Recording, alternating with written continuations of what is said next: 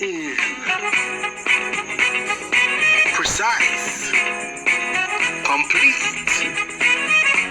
and informative. This is your talk show, Zoning In with Deshelle, Annette, Christina, Elizabeth, Kenisha, and your host, Janisha Davis. Zoning In, your dose of fresh thoughts.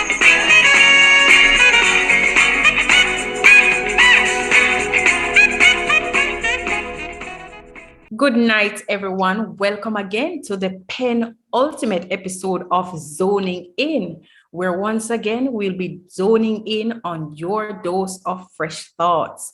I have with me tonight Miss Elizabeth Wright, our theologian, Miss Christina Williams Gray, Miss Annette Edwards Blake, a counselor, Miss Kenisha Powell, a social worker, and my co-host, Miss Tashel Christian.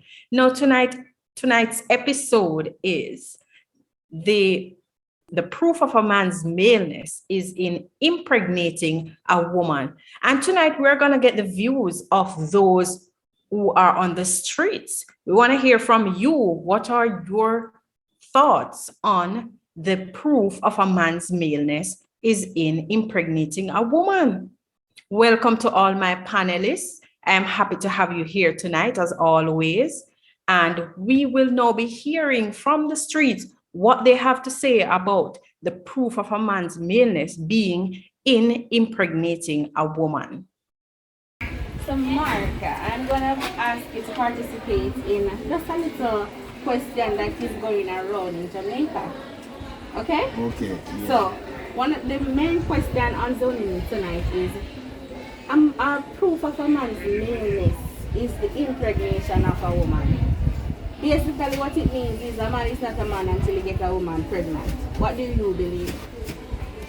Yeah, I kind of believe that yes, because they don't really much of the understanding about life certain because they come at them kill a kid down. So by an idea, so when I get a youth and something, you will more show more responsibility, you more understand what it's like. Oh. Yeah, so by an idea, that's right. So basically, you believe that they become a man once they get a woman pregnant because it gives them a sense of responsibility. Yeah, understand more about life. Okay. Thank you very much. All right, thank you. So you have heard from Mark. He is agreeing that the proof of a man's maleness is in impregnating a woman. So I want to hear Miss Powell. Do you agree with Mark? Yes, good night, viewers, and good night to my panelists as well. Let me start off by saying that while childless women are pressured by the ticking of their biological clocks as they get older, for some men, it is the constant jeering from their friends and family that makes not having a child feel unbearable. In Jamaica in particular, having a youth is seen as a signal of manhood. And unfortunately, not having one is often translated to mean that a man is either infertile or they're an homosexual. It was Mr. Marlon Moore, a male development specialist, who told the Gleaner that men who cannot procreate are often emasculated by their peers. He added that within the inner city communities, or what we call the ghetto, the idea of having a child is very integral to manhood, and that is separate and distinct from being a father within a context of roles and responsibilities. Oh, so Miss Paul, you're actually agreeing with Mark that the proof of a man's maleness is in impregnating a woman. But Miss Powell, I looked up the word man, and nowhere in the dictionary did it say a male who has impregnated a woman. It just said a male adult, an adult male. So what do you have to say there, Miss Annette? What do you have to say about this? Do you agree with Mark? Do you agree with Miss Powell? Good night to you, my panelists, and to all our viewers and those that are listening in. There is a 50-50 to this saying, because you will have persons who do believe that because of culture or personal belief, and you will have persons as well who does not believe that they have to have a child to be a man. Yes. So it goes both ways. It is a personal belief for some, and it is culture for some. Okay, and I think in the inner city culture, that is very prominent. It might be more predominant, right? It might Yes. be more predominant in the inner city. True, but that true. does not mean that upper class, middle class, they don't share that same perception Same as view. well. Some might share it, right? So, can I say something? So Sure, you're Mrs. Williams-Gray. so you're saying that the first speaker that spoke, Miss Kenisha, you're saying that okay, you can be a man by getting somebody pregnant, you can be a man, and it doesn't really matter if you're taking care of that child, you're still a man. Very good question there. Okay, I think you misunderstood me. What I was saying is what the Jamaican culture overall or Jamaican men believe. That's not my personal belief. I was just giving you the information as it relates to Jamaican men for the most part.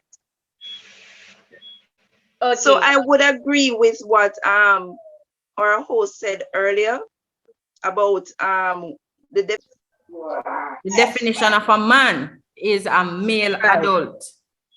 Right. So the question tonight does not is not speaking to whether or not these men will want to take care of their child or not. It is just saying this is the culture. Man, they are not recognized as a man unless they do in fact get a woman pregnant. Oh, but is it true though? For some, yes, it is true. For personal experience, I can say that I struggled to have a child for years, and my husband, he looked at me, and I had the same feeling. We thought that, all right, if we don't have a child, we could, we can manage, we can live it up, because at that time my husband already had a son. So he was saying, okay, if you don't get pregnant, then, it is fine by me. And I was saying the same thing. If I don't get pregnant, it's not going to make me less of a woman. And then, whoops, I got pregnant. And then, whoa, I recognized that, yes, I had the feeling, I was just denying it. Getting pregnant, it was a different feeling for me. And then my husband confessed after that to say that, that for years, my friends, they were saying, oh, you forgot marry a woman. If she can breed, you might not do that. You must know if she can give you a youth first before you go and do that. So it is, for some, they hold on to that because of culture, and for some it is personal belief. Are they less of a man if they don't have a child? And they're more a man when they do have a child. So the culture and the personal experiences, they do mix to bring about that reality for some people. Yes. But I could say that in your cases, it may be a little bit different, because it's not as if your husband did not have a child in his previous relationship. Yes. But he's just been mounted because, hey, married a woman and she can't have pregnant. It's not the same that he's not a man, because he's already was considered by society to be a man. It's just that society is putting pressure on you as the woman for not bringing forth a child. Very well said, Mrs. Williams-Gray. And I agree with that. And I want to tell you that the statement made by Clark 1996 that had said that proof of a man's maleness is in impregnation of a woman. He also said it about women. He said, in Jamaica, a child is a gift. Nothing should be done to prevent the birth of a child. No woman who has not proved that she can bear a child is likely to find a man to be responsible for her. And just as a woman is only considered really woman after she has born a child, so He didn't leave out the women at all. He had the same view about women. So I guess, I don't know, being a woman or being a man is getting a woman impregnated or a woman getting impregnated by a man, whichever way. That's how it makes you a woman or a man, according to what Clark is saying. But hold that thought. We want to go to another person on the streets that Miss Christian had spoken to. Want to hear their views as well. So we're here with Mr. Carty from the Bustamante High School. We're going to get his dose of fresh thoughts on this question that has been an issue around Jamaica. So Mr. Carty, what do you believe is the proof of a man's maleness? Clark, 1992, believes that the proof of a man's maleness is the impregnation of a woman. What is your thoughts? A man's maleness, I would want to think is the way he can provide for his family, how he treats, how he handles the business in his family or situation that arises. Oh, so it's not necessarily, are you saying that it is not necessarily if you can get a woman pregnant? No, that's added props to it, but no. Okay. So you don't agree with the statement? No. Okay. Thank you very much for participating. You're welcome. So you heard it there from Mr. Clark. He does not agree with the statement. He's saying that what you can do for the family, your responsibilities, what that you take care of, that is what really makes you a man.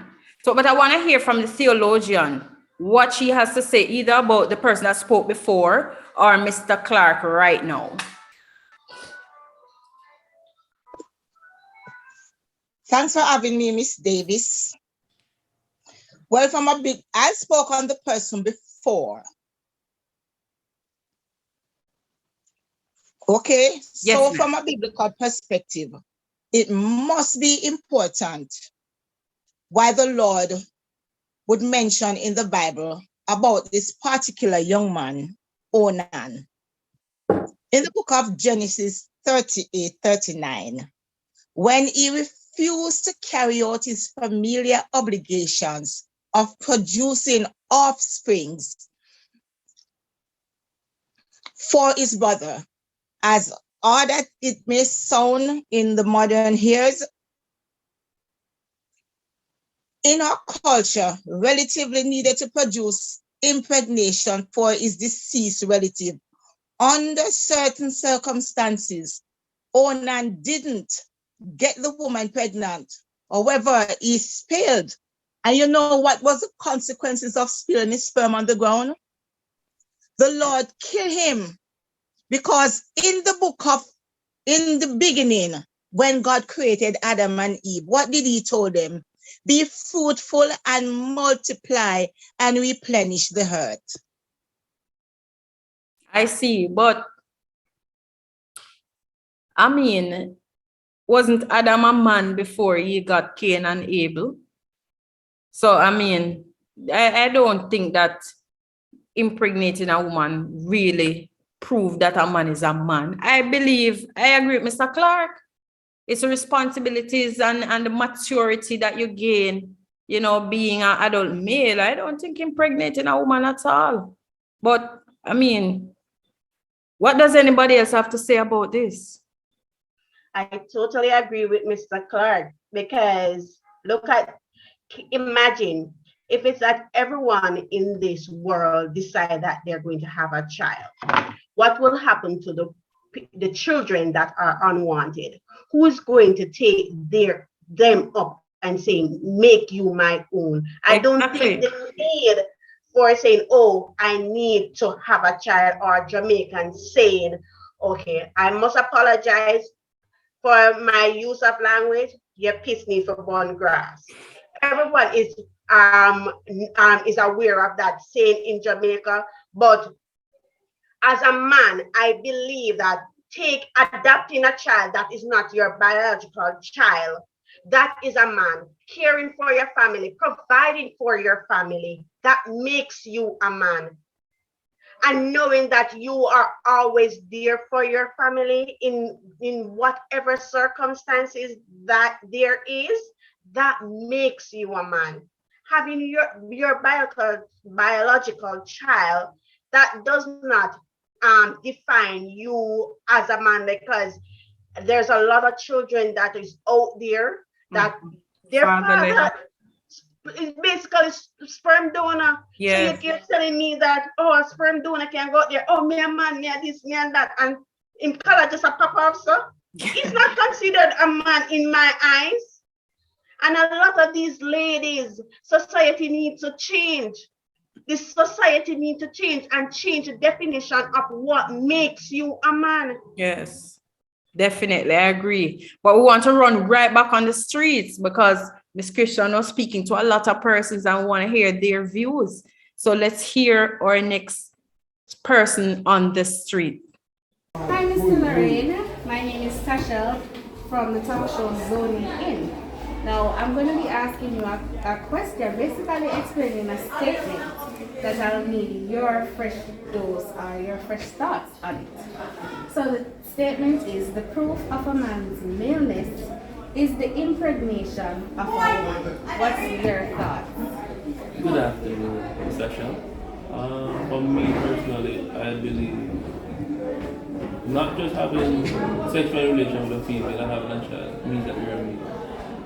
A male is something that is distinguished by society. Societal norms. There are things that males should do. For one, a male should stand up to their responsibility. That's just one aspect of it. Okay. But there are other traits. Caring, being honest, being a law-abiding citizen, and also building your house. Okay, so you're saying that you don't agree with the statement because there are many aspects that makes a man a man. Precisely, there's many aspects. Because a lot of males are males, but in terms of being genital, they have a penis, but they're not necessarily males based on their sexual orientation. So what does that mean? What does that really So mean? there are different aspects, are there different dimensions to what basically makes a man, basically based on their preferences? True, because for argument's sake, being a male is a construct of society, social norms. So there are certain things that a male should do based on what society decides. But in truth, I may be the opposite of what society believes. Right. Male should not wear pink. But yet still, at one point in our society, we had that rule, but no males wear any color. Because we're now modernized, so it's not really, no gender is used when it relates to choosing colors, choosing outfits. Everybody does what they want to do. So, but at the end of the day, you're not in agreement with the statement. I'm not in agreement. Okay. Thank you very much for your dose of fresh thoughts. You're welcome. There you have it from Mr. Carty. He's saying that, to be called a man, there are a lot of aspects to it. So it's not just impregnating a woman. There are a lot of other things that makes you a man. That, responsibilities that you're gonna, maturity that you develop, all these other things make you a man. Anybody else have any thoughts on this? Yes, I do have a thought on that, ma'am. Yes. So basically you're saying that in Jamaican culture, if a man, I am saying in Jamaican culture, if a man have a wife and they are not able to get children because of medical reason, does that make the man less of a man? Anybody want to answer that? Because my view is no, it does not make him less of a man. Does he stop playing his role? Does he stop playing his part as the head of the house? Nope. No. He's still the head of the household. Yes. Yes. So the Bible specifically states that we should love the Lord our God with all our heart, with all our soul, with all our strength, and with all our might. And he says, young men, I call upon you because you are strong. Yes, definitely. Not because you have impregnated a woman, but because you are strong. I like that one, Miss Wright. The reality is that anyone can have a child. Even a 15-year-old can have a child, a 14-year-old. So does that make them a man? Nope. It doesn't make them a man. It makes them a father. So a man is somebody who stands up to his responsibility at the end of the Yes. day. And Yes. you have a lot of men out there who are responsible for children who are not their own. Yes. Children who are fatherless, and like Christina, Christina had said before, you have a lot of children out there who needs a father because they are fatherless, and you have a lot of men out there who are taking care of these children and they're not the biological father. Blood does not make you a biological father. It does not make you a man because you get somebody pregnant. A lot of them get the woman pregnant and leave them. Some of them are not men, but they are fathers. Some of them are not even fathers, Miss Blake. Because if you have fatherless children, that would make them not a father at all. If you get what I'm saying. They're not even fathers. As Miss Williams Gray had said before, they are sperm donors. Exactly. They're not even fathers. So a lot of aspects to making a man a man. No. But we can't take away from the fact that this is how they feel. So we need to look at changing their mindsets. And how can we as counselors, as social workers, as theologians, as pastors, how can we help to change the mindset of these men, young boys, who are growing up to believe that if they do not get somebody pregnant, they're not a man? So we have to look at how we can change, go back into our culture and try from as early as possible teach our youth. Definitely. Teach them to have the right mindset. Those that you can come in contact with are those who you come in contact with. Make sure you make that. We have to look at how we can impact them by changing their mindsets, because it is embedded in them. A lot of their thinking, it is embedded. It is coming from their homes, it's coming from their community, it is coming from the groups that they are associated with. So how do we interact with them at these levels, the meso, the meso and the macro level, and the micro. And the micro levels to help change their mindset about what is a man, who is a man, their perception of what they call is a man. Definitely. So we have to look at it from those angles. How can we go in and make a difference as counselors and as social workers and as theologians or pastors? Yes, you wanted to say something, Mrs. Williams Gray. Yes, I also wanted to add to that. I'm so glad that you spoke on that, Miss Annette. And I do agree with what you're saying. And one of the issues that we tend to, as our culture, Jamaican culture, you find that boys or young boys tend to get a lot of praises when they encounter sexual activity at a young age. Yes. So we need, at a tender age, stop praising these young boys and say, okay, you shoot, but the girl gets slaughtered if she has sexual encounter. Change it. Let these boys know that, listen, you are just as valuable as the girls. Don't go out and throw yourself all over the place, because that does not make you a man. Yes. We have to change the mindset, as Mrs. Annette said. We need, you find that the generation who are the fathers of these children, you find that it's 13 years old, 15 years old, and you find that there's a lot of teens. They themselves are not yet developed. Why is it that we're giving them then this big title? Hey, you're a man.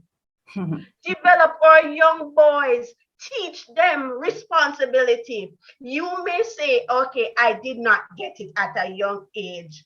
Okay, but you have grown. You understand society.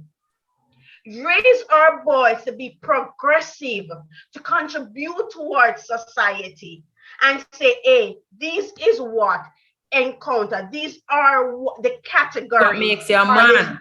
That makes you a man. I agree. I definitely agree with you.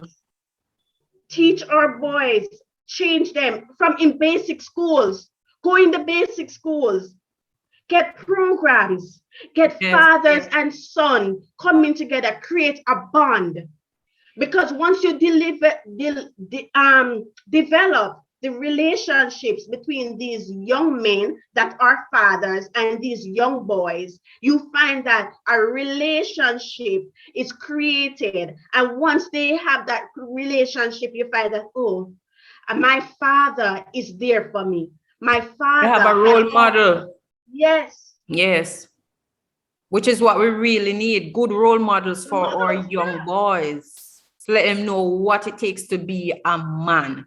Now, let me just go to our next person on the street to hear their thoughts as well. Going straight back to Miss Christian. All right, so we're here today with Miss Budan. Miss Budan, I am Tasha Christian from the talk show Zoning In. Today I'll be asking you a question that I need your dose of fresh thoughts, okay? So the question for today is, the proof of a man's maleness is the impregnation of a woman. What is your thoughts? Well, that is true in some instance, as you know that is how they show their masculinity. You know, the fact that they are able to give an offspring through, you know, their seed. They feel that they have accomplished something, and I believe that it is something that they hold dear to. So you are in agreement with the question? Yes. Or with the statement, I should say. Yes. So you believe that a man has to get a woman pregnant in order to be a man? No, not necessarily, but that is how they show off their masculinity. Yes. So it's an ego thing. You believe it's an ego thing? Yes, it's more of an ego thing. It's not really that it proves that they're a man, because they can prove that they're a man in many ways. However, that is one way that they, because of their ego, they say that, okay, I'm a man now. Okay, thank you for your thoughts. There you have it. Miss Budan stated she slightly agrees with the statements. So you heard from Miss Budan that it happens in some cases where some male feel like they have become a man when they have impregnated a woman, and it's coming from their ego. They feel like they have accomplished something. I know, especially the young men that we spoke about, you know, Miss Christina Williams Gray. The young men feel that way when they they walk and show off about it. You know me. Yes, and speaking to Miss Budan, she was giving me also off camera an example of her younger brother. Yes. He has 2 kids. He got 2 kids at the age of 18 by 2 different women, and he feels like he's the man because he was able to do that. Even though she agrees with, to some extent, that the statement is true, she did not condone her brother's behavior. So at the end of the day, some people really do view themselves to be the man when they get a child. Yes, and as Miss Annette Blake had said, it's a societal thing. That is what's happening here in Jamaica. Young men believe that because they have impregnated someone, they have now become a man. And that is quite unfortunate, you know, because it is. When you really look at it, even animals get other animals. It's like an effortless act. Yes. So why is it that persons will say, I am a man because I get a woman pregnant? It is highly ridiculous. And what is also surprising, you know, is when a man is proud that he has a baby on the way and he's not working. Okay, he's and not able to even provide for himself adequately. Moreover, adequate baby that and babies can be so expensive as you need to take care of them. So it's really ridiculous and quite unfortunate that, especially in Jamaica, that's the mentality for a lot of our men. Yes. And you find that is the grandmother that is taking care of the child. Mm-hmm. This is all this. Not the so-called man. Not the so-called man, or the grandfather that is fending for this child. Yes. So why is it that he's getting this title? He's still considered a boy. Well, he's the one that gave himself a title, you know, self-made man. Self-diagnosed. Yes. Yes, but you know, we have come to the end of another exciting episode. It was very interesting. I love the points that were brought out, and I hope we had some young men watching and they understood that impregnating a woman does not make them a man. And there are a lot of other things that entails being a man. And as Miss Blake had said, we need some programs, you know, so for these young men to let them know what it takes to be a man, you know, train them up in the way that we'd like them to go, as well as the Bible would like them to go, and just change a whole point of view of what it takes to be a man. Any last words from anyone else? And also to our young ladies need to have some kind of standards, not only Definitely. the boys, because we cannot, our young boys can't just go there and hold you down. You have to give in. So your young ladies need to set a standards for themselves. Yes. And say, hey, this is what I want in a man. And if you're not going to stand up to this standard, leave me alone. I applaud you for that, Mrs. Williams-Gray. Definitely. Yes, and I also second what she's saying. I believe that, and this is of my personal view now, I believe that the men in society would definitely look at things better if women made it harder for them. True. That's So what true, I Miss definitely Christian. believe. So true. But guys, once again, we must say goodbye from Zoning In, and we hope to see you next time on our final episode of Zoning In, where we zone in on your dose of fresh thoughts. Good night.